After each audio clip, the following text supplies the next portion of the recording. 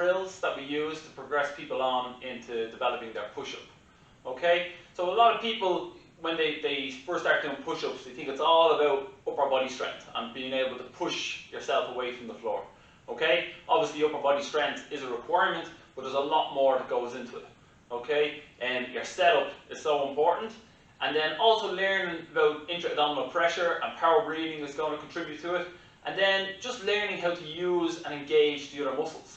And you'll find, particularly females, you know, you'll find that break in the chain when it comes to their trunk stability or their core stability. So a lot of the time, you know, when people have a weak push-up, you see the chest lifting first, followed by the hips.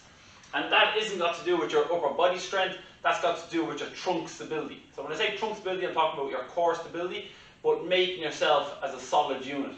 So the push-up, everything should move as one unit. Okay, there should be no breaks anywhere other than the elbows. Okay, so we're going to go through the 4 drills. So starting off, we're going to lie flat on our tummies. We have our hands underneath the armpits. Okay, so in the first video we talked about the setup and where the hand position should go. And this time the hands are a little bit different, but the likes of things like your grip and your elbow position and creating tension in the lats doesn't change. Okay, so this time your hands are underneath the armpits. Now, still onto the heels of the hands, roll in. My index fingers are parallel and I'm grabbing the floor. Okay, my elbows are in close, and you can see I'm on the insteps of my feet. So the first drill, nice and easy, we're keeping ourselves nice and close to the floor, and I'm going to pull myself back, okay, and then push myself forward. Now, I specifically said pull back because I'm not trying to push back with the arms, I'm pulling back using my core and my posterior chain, so glutes and hamstrings. So from here I pull myself back, and then using my quads and hips, I push myself forward. Okay? And what we're trying to do is, we're trying to create that neuromuscular connection using our lower body and our core.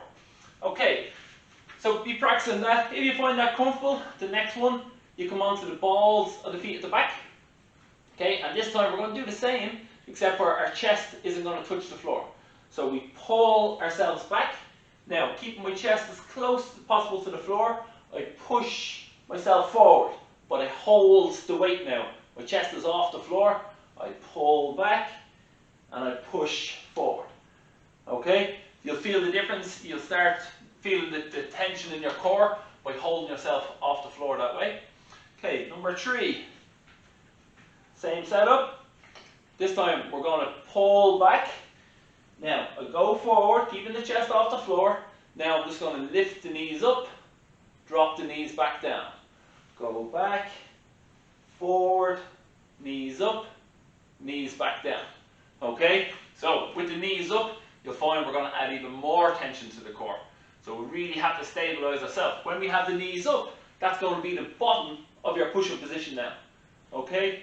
And now the 4th one is to do it while keeping both the knees and the chest off the floor. So you're lifted from the first rep. What you can do is, keeping your knees on the floor, you can just pull back, push forward. So my chest is on the floor, knees up. Now, keeping chest and knees off the floor, pull back, push forward. Pull back, push forward. Okay? So, these types of exercises can be done as part of workouts, or they can just be done on their own.